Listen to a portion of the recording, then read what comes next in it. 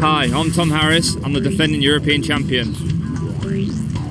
Hi, I'm Freddie and I'm Tom Harris's biggest fan.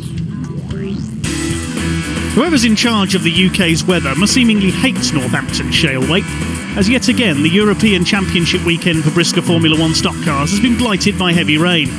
Nonetheless, around 60 cars are here for the second day of the weekend. It's Championship Day to see who's going to take the red and yellow checkered roof. 3 heats in the first part of our programme today, with a 4th heat in part 2. Then it's the big one, the European Championship, defended by number 84 Tom Harris, the Nations Cup Grand National at the end of the programme. 22 cars on track on a very wet and slippery surface for heat number 1. 16 laps of racing coming up. We're on board with Saturday's final winner, Chalet Rijdanus from the Netherlands, already under attack from his fellow blue graders. Tom Maris, another Dutchman, spinning out there. It's the Jacklin brothers who lead them away. 136 Rob ahead of 137 Sam. You can see how boggy the track is there. The drivers struggling to get the power of their big V8s down. 127 Austin Moore going spinning there. Daz Kitson sent into a spin by 169 of Billy Johnson. There's cars going everywhere in the early stages, just impossible to find any grip, and that's probably a pretty good approximation of what the drivers can see at the moment out there on the Shaleway. Every time the brisca F1s race here, things seem to be blighted by the weather. The promotion sadly just cannot win. On board with 326 of Mark Sargent, who gets a couple of hits there, gets past Russell Cooper in the 415 car, and his aerofoil's coming loose. Whoops, there it goes. So it's now a sail behind the car rather than an aerofoil for the man known as the East Coast legend, and he gets walloped straight in by Chalet Rijdanus. Meantime, talking of getting walloped straight in, Rob Jacklin gets fenced by his brother. A bit of sibling rivalry there in the fight for what I think is the lead. I have to apologise here, unfortunately we've got no live timing for this race, so I'm not too clear on who's where at the moment. 137 has hit the fence there. He's in the deep shale on the outside. He won't get out from there, I don't think, without help from another car. He's managed to recover things briefly there alongside Rob in 136. He now gets the bumper from the 244 car. That's Mick Rogers. We've lost Matt Newson there in car number 16. Man who seems fated never to win a major title. Will today be different? Will he take the European Championship? Looking back from Chalet Rijdanus, scored his first ever race win on Saturday, but he's been spun out again here. Won the final in Saturday afternoon and evening's meeting. It's now Mick Rogers, number 244, the yellow grader, who has gone to the front. We've got a tangle there on the outside. Mark Sargent is one car involved. Didn't see who the other one was. Well, there's Tom Harris, number 84, seemingly one of the only drivers who can really get the power down in these conditions. Maybe it's that practice racing sprint cars over in America. It's Russell Cooper that Mark Sargent has tangled with there on turn 2. Billy Johnson gets fired in by 229 of Rijdanus, who's bouncing from pillar to post all over the place. So's Tom Harris there, bouncing off the wall, but he seems quicker than everyone else in this heat, ahead of Paul Hines in the 259 car. They're chasing one of the Dutch drivers there, Koen Maris, I think that is, in the 61. But the yellow flags are coming out, so we are under caution. Tom Maris spun there on turn 4 as well. And the reason for the caution, I think, is that tangle between Mark Sargent and Russell Cooper. Look at that aerofoil hanging off Mark Sargent's car. Looks like a yacht that's been battered in a heavy storm at sea, doesn't it? And the aerofoil finally falls off as they go into the fence there. On board with Mark, caught up on the side rails of 415 Russell Cooper, getting a push from Mark Gilbank in the 21. They go out into the wall, and there goes the aerofoil. Ready for the restart then. 244 Mick Rogers ahead of Sam Jacklin. Then we've got James Morris 463, who I think is a lap down. So is Matt Newson. We saw him spin earlier on then. Koen Maris and 84 of Tom Harris. Koen Maris was leading the Grand National on Saturday, but spun out with a puncture. Mick Rogers gets swiftly dispatched there by James Morris, who's racing one of Matt Newson's cars. Now, I don't think he's taken the lead there. I think he's a lap down, so it's possibly still Sam Jacklin in front, although not for much longer, because he's about to be spun out by Matt Newson, and that means that Tom Harris will take the lead in car 84. Jacklin rejoins and takes out about 4 other cars in doing so. We've lost Koen Maris, the H79 car. That's Lawrence de Vries, one of many Dutchmen who come over for the European weekend every year. We're only halfway through this race, coming up towards half distance after so much chaos. There's Richard Woods, number 268, shown some good form lately. Rob Jacklin has spun out there in the 136 car. The Union flag going out for half distance. It's Tom Harris with the lead as James Morris puts Matt Newson into Rob Jacquelin's spun car. It seems to be only Tom Harris who can get the power of his Chevrolet V8 down in these conditions. And yet again, a weekend, the hottest weather in living memory, is broken just in time for the European Championship. Exactly what happened 12 months ago. That resulted in the European being rerun later in the year last year, but it looks like they are going to go ahead with the big race later on today. The track, in fact, is holding up very well here. You can see it is beginning to dry out. Let's hope it stays that way. 21 Mark Gilbank under fire from Finn Sargent, East Coast legend junior in 5.26. He's keeping his aerofoil intact. There's Mark Gilbank, the number 21. We've seen his son Liam in impressive form over this weekend. Paul Hines has crashed out there with one of the Jacquelines. I think it's Will Hunter currently in second place in the 220 car we caught a glimpse of there. Finn Sargent behind Mark Gilbank in fourth place. Then Mick Rogers, having recovered from his trip into the wall on the restarts. So pretty much established the race order here. Tom Harris is away and clear up the road ahead of this little lot. Richard Woods chasing Mick Rogers. Will Hunter under fire from Mark Gilbank. He wants a win here this weekend too to match his son Liam. But they're not going to catch Tom Harris in this one. He's way ahead. Coming into the closing stages, there's a spin for H525 Nigel de Kock. These drivers to have competed in national mini stocks in recent years is young Nigel. As Gilbank attacks Hunter. Past the struggling Rob Jacquelin. We saw him spin earlier on.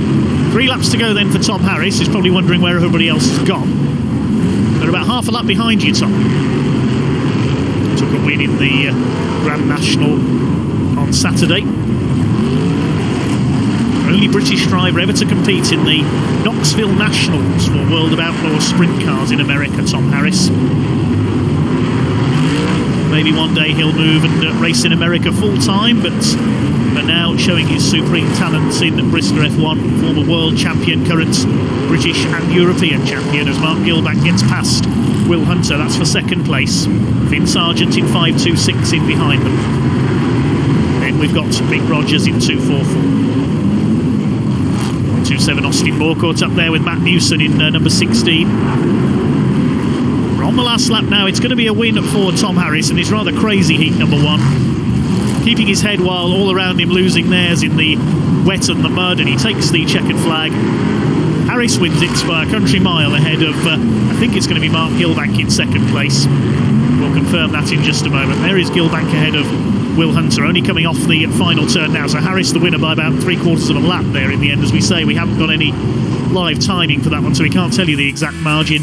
But it is a win for Tom Harris ahead of Mark Gilbank, with Will Hunter in third place. Finn Sargent fourth ahead of Mick Rogers. Nigel de Kock, despite that late spin, taking sixth ahead of James Morris. Then Cohen Maris, Billy Johnson and Richard Woods rounding out the top 10. Matt Newson was the only other finisher. 84, Tom Harris, Heat 1 winner. Track conditions look awful, but you found the sweet spot. Yeah, I struggled quite a bit then. It was terrible at the start, and then we had drizzle on the caution, which made it like ice on the racing line. So, but yeah, it got better and better and better, and I've just watched the second heat now, and the track looks like it's coming too. So hopefully the Dean and the team will move the loose dirt wide, and we'll have a wide racing surface for the big race. And of course, winning that heat keeps you at the moment on pole. Yeah, I'm not sure. There's a blue top, a Dutch guy, which is up there in the points. I'm not sure where he got. So hopefully we can keep it at the front and get around that first corner, and then we'll have to see then, won't we? It could get exciting. Let's hope. I just hope it's a good race for everybody, and we'll come back to retain it, and I'm not going to let it go lightly. So whoever wants to put me in, better make sure to do it properly. And you have another heat to go before that, so best of luck. Thank you very much. On to the second of today's 4 heats.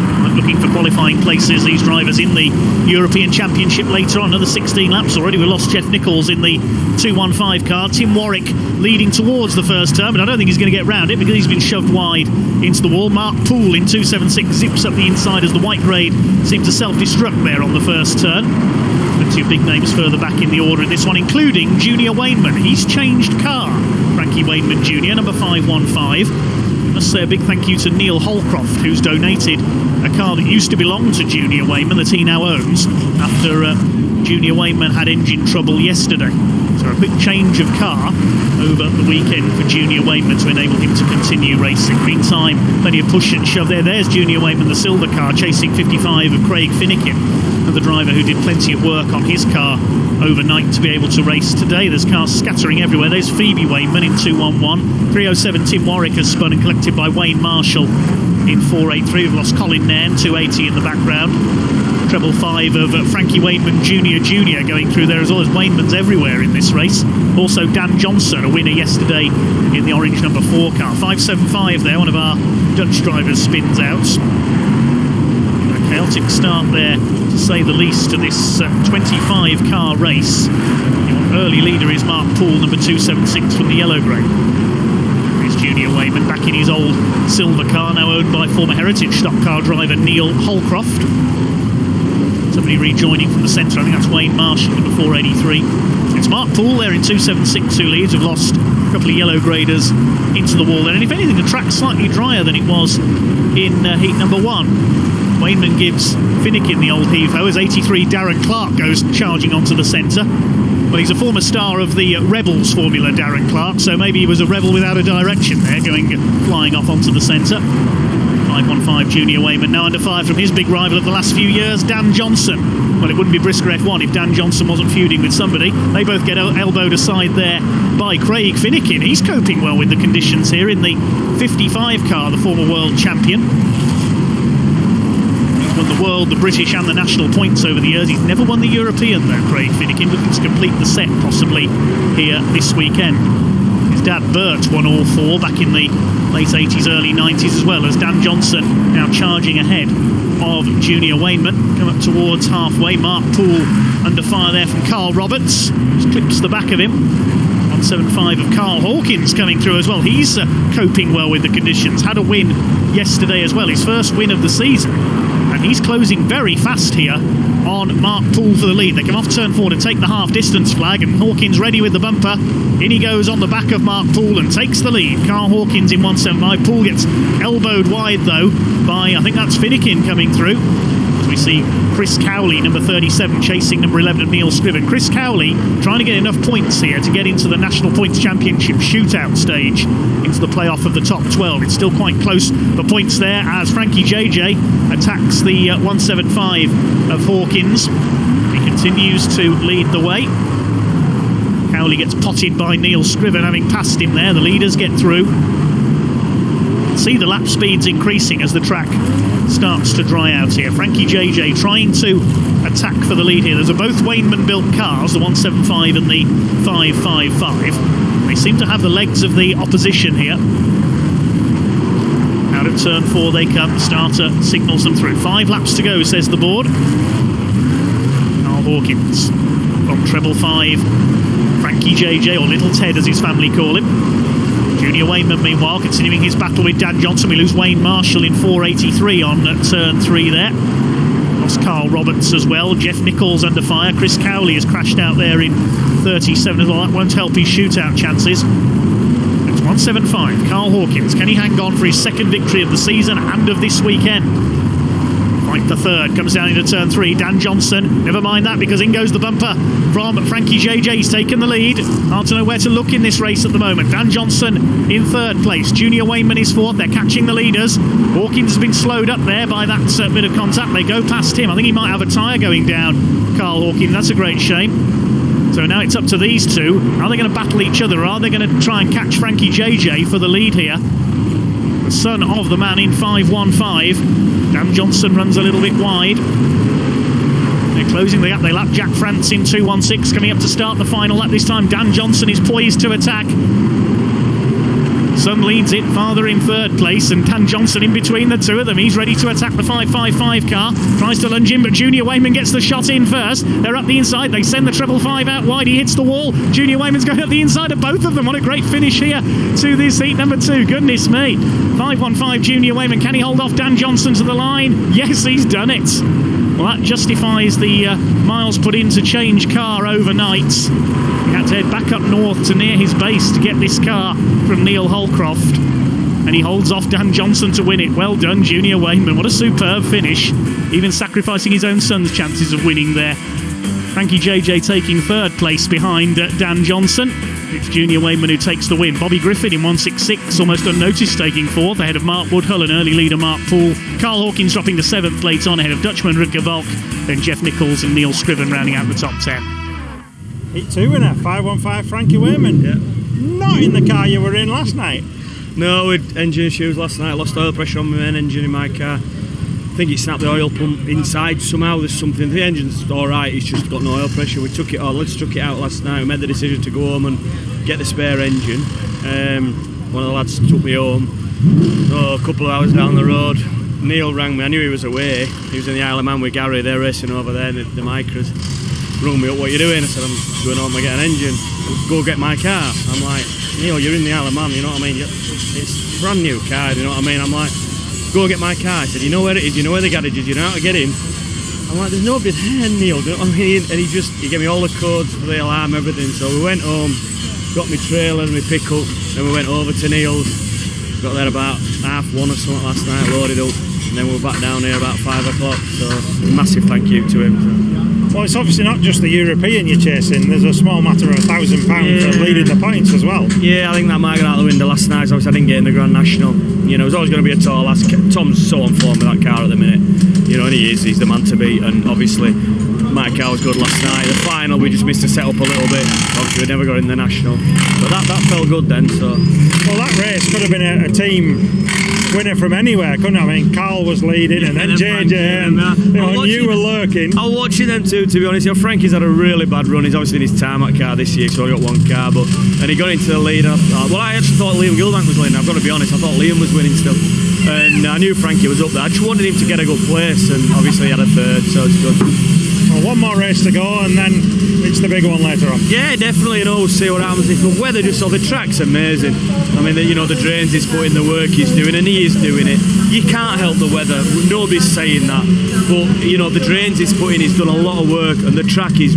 Yesterday, I could not believe how good the track was. I spoke to Tom after his heat, and he said it's really, really slippy. And then, obviously, in that, it wasn't. It's come to, so hopefully, if the rain just holds off a little bit, we'll have a cracking meeting. Well, best of luck. Thank you. Heat number 3 about to get underway on a slightly smaller grid, this time of 17 cars. They are underway. It's the 137 car, I think, yes, Sam Jacklin, who has got the early lead. This car's so covered in mud at this early stage, tricky to tell some of them apart, but we are underway with the third of 4 heats today, on board with Mark Sargent, who's managed to salvage and reattach his aerofoil. He's in among the blue grade, chased by Kyle Gray, the UK Open champion. Shalak Raidanos is in there again, and Mark Gilbank going through number 21. Nice fast-paced start from some of the higher graders. You can see a dry line is beginning to emerge. Tom Harris is out there, James Morris, Paul Hines, and Lee Fairhurst. We've not seen too much from the 217 of Lee Fairhurst this season as Russell Cooper gets fired out wide. We've lost Coed Maris and Matt Newson there. Matt having a tough day today. Shalak Raidanos under fire from young Kyle Gray. May chase in turn the H79 car of Lawrence de Vries. Your early leader, though, is Sam Jacklin, number 137, ahead of Richard Woods in 268.